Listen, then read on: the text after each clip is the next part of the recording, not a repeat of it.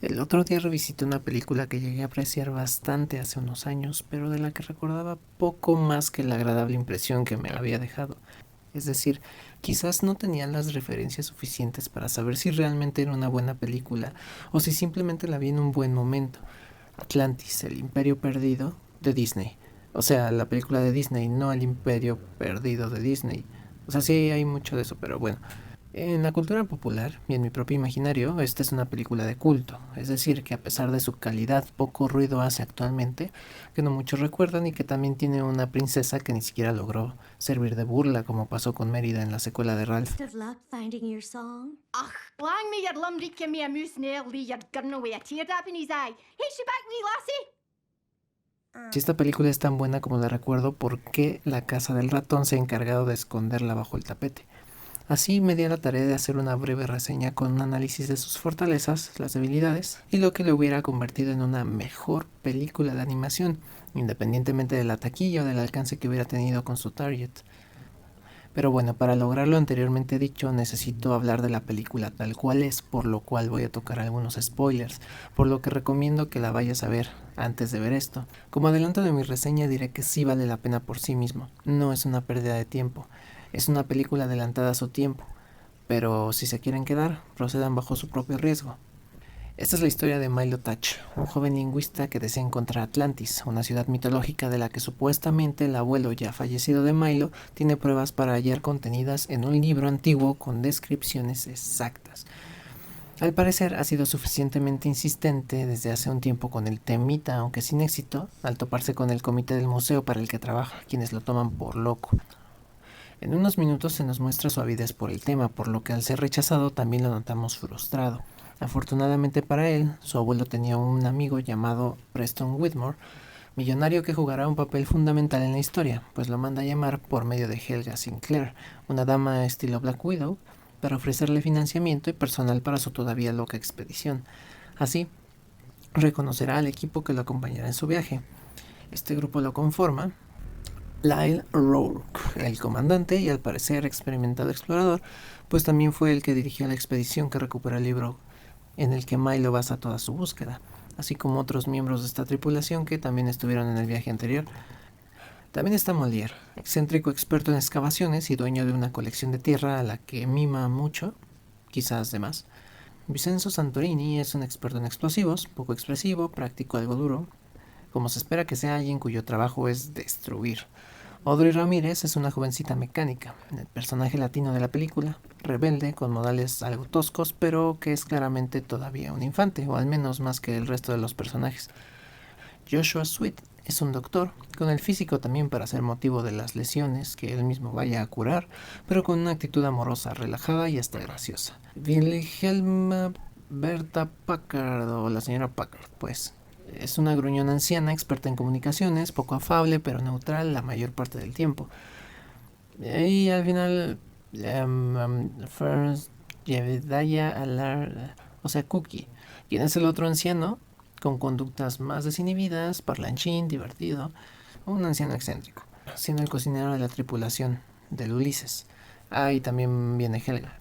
Además me voy a ir un poquito más rápido con la trama, porque ya me interesa llegar a la carnita del asunto. Se suben al submarino, todos son en su justa medida cómicos, chiste chiste, bla bla bla, introducción de personajes y de pronto el Leviatán, un monstruo marino que resguarda las proximidades de Atlantis y que les deshace juguetes steampunk, haciéndolos escapar en cápsulas salvavidas, también steampunk.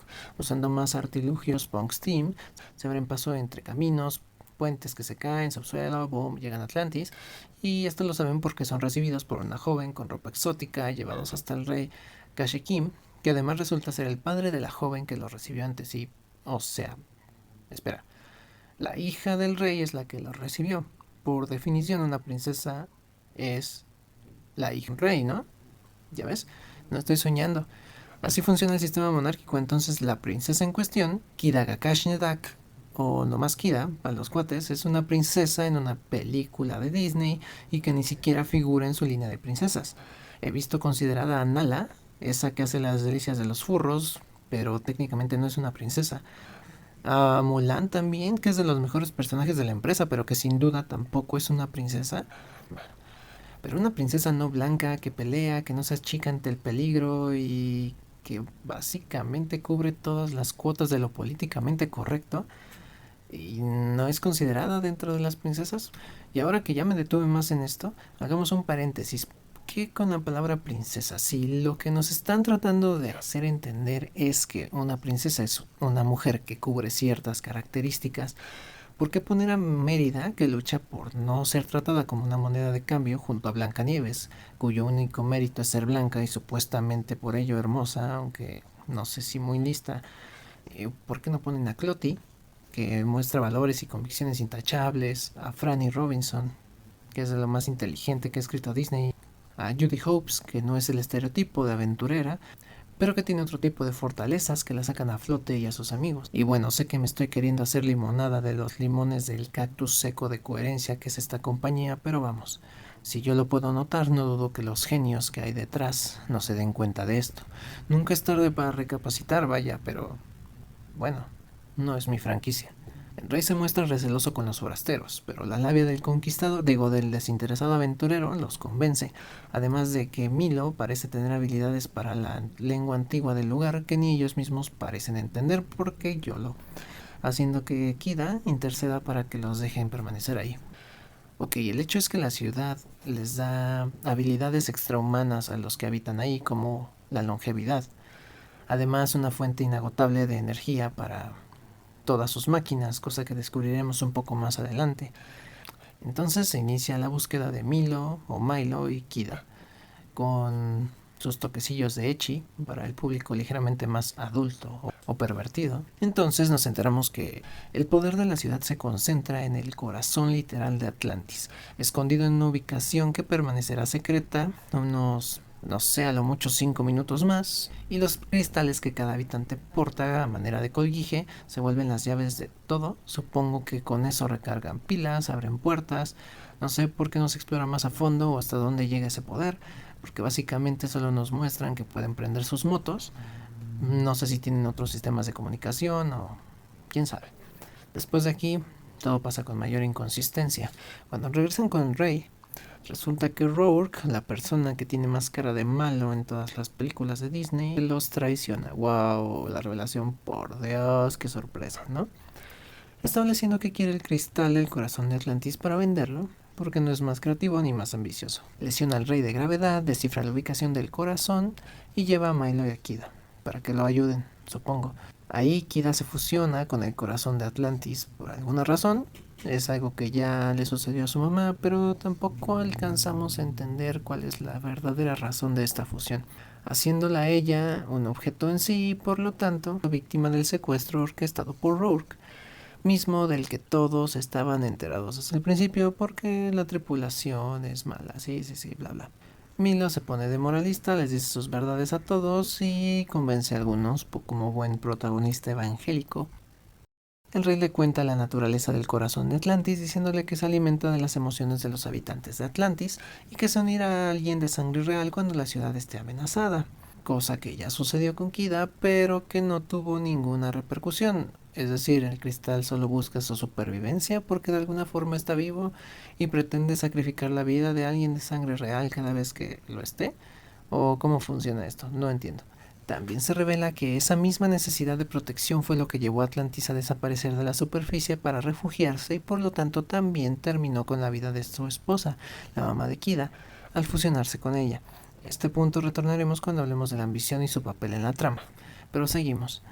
Milo logra prender su moto acuática Atlante con su cristal, el que le dio el rey, y se pone a perseguir a Rourke junto con sus soldados atlantes, supuestamente entrenados para la guerra y mucho más capaces que él, pero siguiendo órdenes de un forastero. Consiguen alcanzarlos. Helga estaba confabulada con Rourke, pero al saber que este no pretendía compartir el crédito y menos el dinero, pelean culminando con la muerte de Helga. Sí, una muerte de un personaje femenino en pantalla bastante obvio, explícito, sin sangre, pero muy muy claro. Milo se pone a pelear uno a uno con el villano de la peli, al menos el obvio, y a pesar de no haber levantado nada más pesado que una enciclopedia, de alguna forma resiste más de 20 segundos. Y es salvado por una serie de eventos desafortunados. Rourke se corrompe con el poder del cristal, lo que lo vuelve brevemente un monstruo que se autodestruye. Reactivan el volcán en el que peleaban y todos corren para salvar a Atlantis de la lava. Por cierto, el resto de la tripulación está del lado de Milo y también contribuyen a salvar lo que queda. Kida indirectamente usa el poder del cristal cuando la depositan en una especie de centro en donde se reparte la energía para que se levanten los atlantes y creen un muro de energía que pueda salvar a la ciudad de la lava. Cuando ese muro logra salvar a todos, el cristal la deja, a diferencia de lo que pasó con su madre. El resto regresa a Tierra para contar que no encontraron Atlantis y sin embargo logran hacerse de una buena cantidad de oro, joyas, y todo esto los hace millonarios, compartiendo el pacto de no revelar nunca nada de la ciudad aquella en la que Kida y Milo se quedan a reinar por siempre o algo así. Fin. En conclusión, este pedazo de película de Disney, agárralo y ponlo en mi estante, porque es una gran película, con un enfoque novedoso para la época, un héroe no ciclado, no audaz, pero con convicciones claras, más inteligente que otra cosa, un grupo de personajes memorables, que si bien no tienen un gran desarrollo, tampoco son meros patiños. De hecho, son bastante reconocibles y eso ya es algo. No son genéricos, nada de 7 enanos todos iguales. Muestra bien las diferencias culturales, establece dilemas legítimos y al final nos da una historia completa con una princesa fuerte, no ridículamente empoderada, sino armada de todo lo que una gobernante debe tener, y con los mensajes sutiles pero contundentes de lo mal que le hace la ambición a los pueblos, lo destructivo que es para su gente, la importancia del respeto y la pertenencia como grupo. Esta pudo ser la mejor película de Disney, al menos hasta ese momento, y quizás este es su único problema. Siempre se queda a un paso o dos de lo extraordinario. Creo que las mayores carencias de esta película comienzan desde lo obvio. Es o debía ser una película para niños, y eso creo que la limita muchísimo. Atlantis es una película matizada de gris, en sentidos positivos, pero también en el negativo. Y me explico. El mundo en el que vemos a nuestro protagonista es opaco, como entre neblina, colores no muy brillantes, oxidados, hasta en su expedición. Esto gracias a algunos préstamos del steampunk y al año 1900 en el que se sitúa la historia. La idea del pasado para nosotros es así, deslustrado. Las máquinas, la industria, la academia, los libros, las infinitas reliquias, todas de fondo, casi post-minimalista. El mundo de Milo es un mundo que no importa, porque lo que en verdad quiere no está ahí, sino más allá. En un mundo que ni siquiera está seguro que exista. Pero curiosamente, este mismo mundo y colores los comparte con sus acompañantes, personas cuyas realidades son igual de intrascendentes y no es sino el lustro de lo que pueden encontrar más allá lo que les mueve, como se confirma al final de la película, momento en el que más brillan literalmente por todo el oro y las joyas. Por supuesto que me estoy refiriendo a las cuestiones artísticas del croma, con las que no mucho puedo explayarme, pero es algo evidente, algo que está hecho a propósito y que aún solamente bajo el pretexto de las máquinas y el siglo tienen la misma connotación. Pero vamos, comencé este apartado hablando de la carencia de esta película en cuanto a ser catalogada una película para niños. ¿Qué tiene que ver el croma con todo esto? Pues bien, los aspectos grises que le dan contexto a nuestros personajes son un medio perfecto de narrativa visual para contarnos un tipo de historia, de un tipo de personajes en un contexto específico, que sin embargo se va limitando porque tenemos que darle algo lindo y vendible a los neófitos. Uno de los problemas que a la postre enfrentaría esta película sería justo esa hibridación extraña de personajes grises, en toda la buena connotación del término, en un medio donde se venden personajes alegres, sonrientes, brillantes, y que no supieron hacer que estas dimensiones coexistieran. Siguiendo el hilo de lo que digo, un personaje gris no significa uno que no se nota en el contexto de su propia trama, sino uno capaz de ser de los buenos, de los malos o de ninguno de los dos. De hecho, al concluir la historia, todos los personajes que no son Milo terminan bien en el centro, caótico bueno, al no renunciar a sus ambiciones iniciales, vanas, superfluas y todo, pero a través de acciones benéficas para la mayoría, después de haber suprimido su propia codicia y luego de haber adquirido vínculos que sin embargo no los obligan a renunciar a posibles ganancias secundarias. Maravillosa jugada que sin embargo no encaja con los estereotipos de bondad y pulcritud a la que Disney nos tiene acostumbrados, todavía hasta la fecha. Ni siquiera estos juguetes que sacaron por entonces, que conservaron esta mezcla entre lo antiguo y lo moderno, pudieron dar más pasta o la suficiente como para hacer Atlantis digna del Olimpo del ratón de Monopoly. No hicieron una película para niños ni dejaron esta historia llena de matices y contrastes fluir a su propio ritmo, y se nota. Volviendo a los colores, es evidente que cuando los protagonistas llegan a Atlantis, el contraste también se da en estos colores. El azul del agua, de la ropa de los atlantes, que por fin se observa en la película, el verde de la naturaleza y en general un mundo abierto, menos claustrofóbico y neblinoso que en la ciudad, el mundo supuestamente moderno. Pero aquí encuentro otro potencial desperdiciado, pues el contraste entre ambos mundos, aunque se presenta tan claro, se cuestiona a sí mismo, es decir, nos hace plantearnos qué tan diferentes en realidad son los mundos de Milo y de Kida. ¿Cuál es el elemento que los une? La ambición, como declara el mismo rey de Atlantis, fue el acabose para toda su ciudad. De hecho, la película abre con una escena donde se nos muestran los últimos momentos de la batalla de Atlantis hace miles de años y que por fin terminó con su desaparición. Con el afán de usar el poder que en Atlantis se contenía, la reina tuvo que sacrificarse con tal de no sucumbir ante ellos mismos, pues su poder llegó a ser tan grande que simplemente se autodestruyeron, tal como pasa con el villano Rourke al final de la cinta. Afortunadamente para ellos, el tiempo les permitió vivir lo suficiente para verse a sí mismos perdidos, literalmente, sin contacto con el mundo que consideraban peligroso y con la única opción de reflexionar sobre sus propios actos, pues a diferencia de los otros humanos, ellos podían vivir una pequeña eternidad. Pero, ¿qué pasa con nuestros compañeros humanos comunes y corrientes? Pues les importa un pepino, porque el expansionismo vive en ellos y la conquista los une. De hecho, ¿recuerdan al monstruo con el que pelean cuando comienzan a acercarse a la entrada de Atlantis? El Leviatán, uno de los reyes del inframundo, criatura mítica y denominación genérica para cualquier monstruo de las profundidades del océano. ¿Por qué rayos eso y no un par de cadeneros gigantes de roca y magia que defienden la entrada de los intrusos? Como se ve al final de la película, esos atlantes son perfectamente plausibles para ellos y su tecnología, además de que pueden crear barreras impenetrables. Tenía mucho más sentido, ¿no? Pero aquí de nuevo la película adolece de la libertad para ponerse filosófica, pero quizás jalaron de la única hebra que tenían para alcanzar a dejar algo de la ideología que me parece que subyace a la intención original de sus creadores. El Leviatán es una figura a la que acude Hobbes para describir la forma en que los humanos debemos someternos a la fuerza de algo más grande que nosotros, siendo nosotros no más que codicia, deseo y ganas de más. Ello no porque resulte sumamente divertido, sino porque es la única forma de regularnos. Algo que nos imponga más y nos limite de ser tan horribles como podemos llegar a ser, pues el hombre es el lobo del hombre. Somos quizás tan capaces de tantas cosas que somos un peligro para nosotros mismos. Las pruebas están allá afuera si quieres buscar lejos de esta pantalla.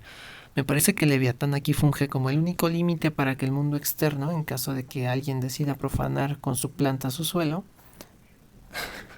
el impedir a los hombres ser idiotas y pretender que las riquezas de los pueblos lejanos, olvidados o simplemente distintos son de quien tenga más poder para imponerlo, como de hecho fue la intención de la tripulación desde el principio, de todos menos Milo, ¿o no? ¿Es la ciencia suficiente justificación para simplemente hacer y esperar que nadie utilice ese hallazgo en la forma que crea más conveniente? ¿Qué harías tú en su lugar? De hecho, y si nos ponemos conspiranoicos, ¿cuál era la intención del viejo Whitmore al financiar esa expedición? Es relativamente fácil pensar que él también era parte de las intenciones expansionistas o de conquista, o simplemente de saqueo que mostraron tener los tripulantes y que convenientemente nunca le mostraron a Milo. Además, si Whitmore era amigo del abuelo de Milo, ¿qué tan parecido era a él? Recordemos que Rourke y otros miembros de la tripulación estuvieron en la primera expedición donde se encontró el diario que después sería heredado a Milo, pues entonces ya se había intentado encontrar Atlantis, y de haberlo conseguido, ¿habría tenido el mismo fin? ¿Habría tenido el resultado que se esperaba por parte de Rourke? Imaginemos que la primera expedición fue con fines meramente científicos, pero entonces, ¿por qué cambió Rourke de esa manera? ¿Nos están tratando de decir que el tiempo corrompe quizás? ¿O que la carrera de aventurero saqueador de tumbas no da lo suficiente para vivir una vida y simplemente quería más? Posiblemente. Descarto la posibilidad de una maldad inherente porque el resto de los personajes muestra plena conciencia de sus actos todo el tiempo, y sería un poco insultante pretender que es el único personaje maltratado por el guión y que vive en servicio de ser malo y ya. Para terminar este apartado reitero que el Leviatán no estaba ahí porque sí. cuestión brillante pero desaprovechada, pues hubiese sido maravilloso ver, por ejemplo, a Rourke devorado por él al final, aunque fuera un monstruo mecánico. Si lo vemos desde otro ángulo, el mismo guardián pudo haber sido el castigo autoimpuesto por los habitantes de Atlantis para no atreverse a cruzar el mar en busca de otra civilización que conquistar. Quizás era el poder de la repercusión materializado en pez mecánico que servía como constante recordatorio de lo que la ambición le hace a las naciones y a las personas. Como sucedió con Japón, con Alemania y que nunca va a suceder con Estados Unidos. En fin, una chulada. Conforme lo que he hablado, pareciera que cada personaje de esta película es un rufián, desfachatado que anda por ahí viendo que se le pega, y sí lo es. De hecho, todos los personajes muestran ambos lados de su potencial, quedando casi todos, como ya dije, a la mitad. El más polarizado es Rourke porque cara de malo desde el principio, pero los más pasivos son los atlantes, quienes a pesar de haber vivido por tantos siglos ahí, no están organizando un motín en contra del nuevo rey Milo, que nadie se le declaró a Kida todo el tiempo que estuvieron viviendo sin hombres blancos primermundistas cerca. ¿Por qué si la sangre real es tan importante no empezaron a reproducirse como locos en la familia real? El único que asume una postura más o menos estratégica es precisamente el rey, quien a pesar de mostrarse receloso acepta que le ayuden a desvelar los secretos de su propia ciudad porque al parecer no han tenido suficiente tiempo para ello o algo. Y bajo cautela y constante escolta de su gente, a pesar de que permite a su hija ir con un perfecto extraño a hacer cosas perfectamente inapropiadas, pero bueno, supongo que después de tantos años de vivir ella es mayor de edad para ser un atlante o algo, pero bueno, la trama y su bienestar. Este rey es todo un diplomático, interesado en sus propios negocios antes que en imponerse sin sentido, cuestión que mantiene hasta casi el final, cuando básicamente le regala el destino de su tierra al lingüista en lugar de a su ejército entrenado. El resto de personajes muestran ciertos intereses propios, de hecho están muy poco desarrollados, pero se dejan ver como son, de cierta manera humanos a pesar de sus distintas nacionalidades, procedencias, ocupaciones y edades. De hecho, y por si no lo han notado, parece que tenemos un grupo de ñoños que ya de entrada son minoría por ser expertos en sus áreas, conformado por los rechazados. La vieja de comunicaciones es una mujer anciana que en 1900 sabía conectar equipos tácticos de expedición y al parecer de milicia. ¿Por qué no tiene una Barbie todavía? El viejo de la comida también es anciano, el segundo grupo más marginado de nuestra sociedad occidental y se nota algo deschavetado en ocasiones, consecuencia propia de su edad. Ustedes saben lo mucho que eso margina a las personas. Luego está el doctor, que es negro y doctor en 1900. No sé si me estoy explicando hasta acá, pero bueno. Tenemos a Helga, una rubia entrenada en combate, claramente prototipo de cazarrecompensas y quien parece ser a la que menos le importa su propia soledad. Molière, todo un friki de la tierra, sus propiedades y la forma en que puede servir de habitáculo, todo un encanto para algunos y algunas, pero suficientemente raro para apenas hablar con alguien que no esté granulado. El calamardo del grupo, el señor detonaciones locas, que además de ser un poco amargado es italiano, uno de los grupos étnicos más discriminados en los Estados Unidos durante una buena parte de la historia moderna y por diversas razones. Y al final la latina, mujer morena que sabe de mecánica y es casi una niña, que además tenía el sueño de continuar el negocio de su padre. Necesito decir más sobre las implicaciones de esto y sobre lo progre que podría ser.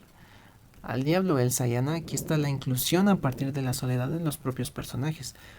Una joya en potencia desperdiciada por los límites del tiempo y del no desarrollo de personajes porque, no se vayan a aburrir los infantes y luego no nos compran nada.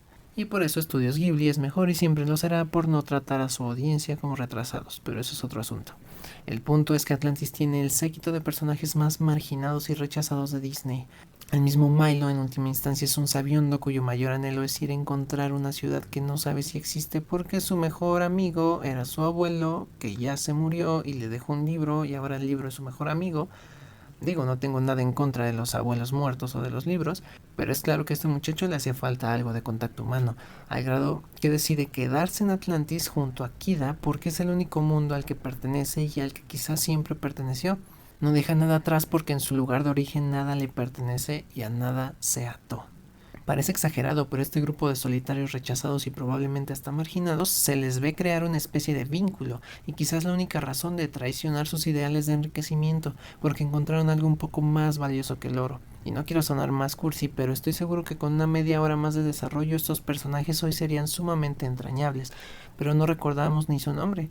Igualmente los Atlantes en sí son una ciudad marginada por ellos mismos, pero aislada. incomprendida hasta por sus propios habitantes y que estoy seguro que ocupan un buen terapeuta de vez en... Puta madre. Es decir, nuestros personajes solitarios llegaron al paraíso de los olvidados, tal para cual. Entonces, además de mostrarnos un protagonista que no es el prototipo de hombre, menos para la época a pesar de seguir siendo un hombre blanco, nos dan esta dimensión mucho más realista de personas que se necesitan mutuamente para llevar a cabo una tarea, conformada por hombres y mujeres de todas edades y habilidades con tal de cumplir con lo suyo. La meca de lo políticamente correcto, pero sin ser forzado, la justa media de todo, es más, pues es que quizás no sea políticamente correcto, así porque sí. Quizás solamente estaba bien hecho. Aún con todo esto, mi análisis no corresponde muchas veces a la potencialidad que si bien esboza la propia película, no siempre queda explícita, y si una obra de cualquier índole no es autoexplicativa, lo demás no es más que un intento de salvar lo probablemente insalvable. Pero entonces, ¿cómo se pudo conseguir lo que no terminó de explotar? Imaginemos que, ya que nos vamos a arriesgar con una película que incluye la ciencia ficción para alejarnos de las princesas prototípicas, ¿por qué no hacerlo de lleno? En Estados Unidos de 1900 no existían ciertas máquinas, pero se supone que la tecnología de los atlantes nos da 1000 vueltas, entonces ¿por qué no damos un panorama un poco más, digamos, abierto? Vehículos, armas de destrucción masiva que quizás pueden conducir parte de la trama, más allá de las riquezas materiales, instrumentos de medición, formas de conocer el mundo exterior, del que si bien están alejados, ¿por qué tendrían que limitarse a simplemente ya no ver? Es una cuestión dogmática que quizás incluye una religión, ¿por qué no hablar también de eso? Segundo punto, acentuemos la naturaleza de los personajes. No quiero la apología a la conquista, Avatar. Quiero los personajes que le den sentido a este viaje, que interactúen más, que se les ponga a prueba, que se cuestionen ante los ojos del otro con tareas específicas y que se maravillen del mundo al que llegan, al igual que Milo, que el mismo Milo se cuestione qué tan correcto es acercar al mundo civilizado una civilización, cuál es la característica que los distingue, cuál los une, que en fin se dejen ir como gordos en tobogán con los planteamientos que van de la mano con allanar una ciudad, que hasta hace días parecía un mito. ¿Y qué tal que se cuestiona y durante la película la intención primordial del abuelo de Milo al encontrar Atlantis? ¿Y si fue uno de los malos y murió justo a tiempo para no perturbar la relativa paz de los atlantes? ¿Y si el peligro es para nosotros antes que para ellos? ¿Qué tal que nos estaban cuidando de ellos mismos? Por otro lado, el papel de Atlantis en la película de Atlantis es limitada, pues sus habitantes, como dije, son bastante pasivos. Milo, a pesar de ser una rata de biblioteca, se convierte lentamente en un héroe de acción. Limitado sí, pero inverosímil en el contexto. Una buena forma de darle vida a nuestros personajes es dándoles habilidades, decisiones, cosa que se nos señala bien en cada personaje, en forma de fetiches, anhelos, carencias o incapacidades. Milo era una oportunidad perfecta para darle un contrapeso a Kida, quien además de ser la princesa y posterior reina, pudo ser incluso más importante si no se hubiera convertido en el cristal, en un objeto simplemente de búsqueda. De hecho, el corazón de Atlantis se alimenta de las emociones y energía de los habitantes. Esto es una clara referencia al poder de la sociedad en sí. Entonces, ¿por qué darle todo ese peso a la princesa y quitarle el protagonismo al pueblo atlante? Cada habitante tiene un fragmento del cristal consigo, por lo que era otra oportunidad para hablar de la unidad, de la suma de esfuerzos, del uno para todos y todos para uno, y no regresar a la centralización del poder de la realeza.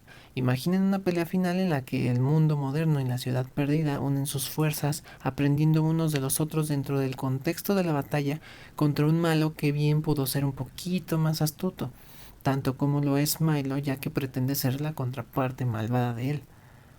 En fin, esta película para mí va de los peligros de ser humano, de quiénes somos, en lo que nos queremos convertir y lo solos que estamos cuando no nos detenemos a mirar lo fuertes que somos juntos.